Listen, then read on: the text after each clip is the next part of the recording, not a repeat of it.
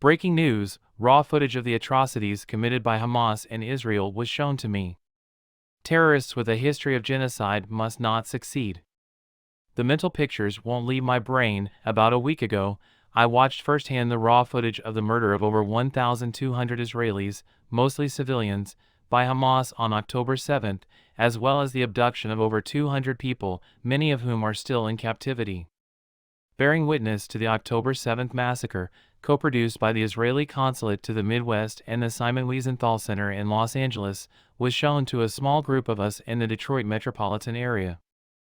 A former congressman, a university president, journalists, conservatives, liberals, business leaders, and others from prominent positions across Michigan were among us. Those in attendance were asked to remain anonymous by the organizers, who mainly wanted to ensure their safety.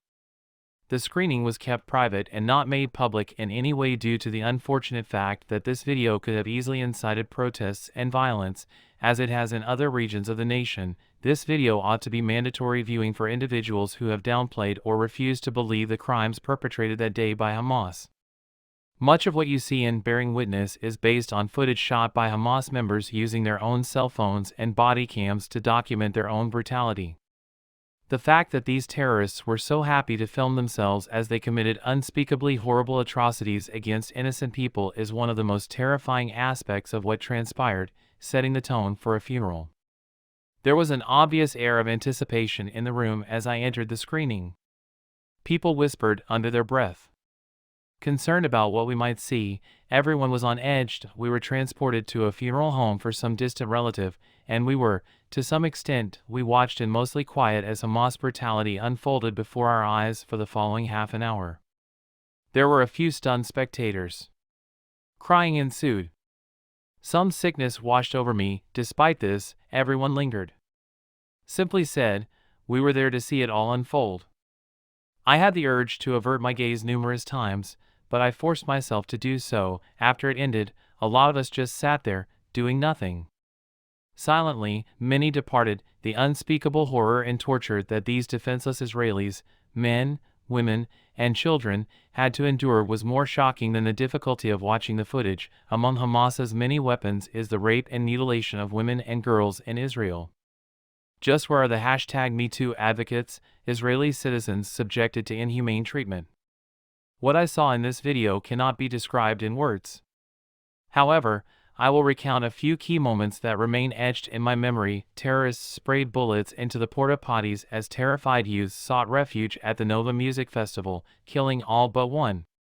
Still more youths fleeing into the fields in an effort to outrun the assailants. A father is killed by terrorists who stormed a home and threw a grenade at him.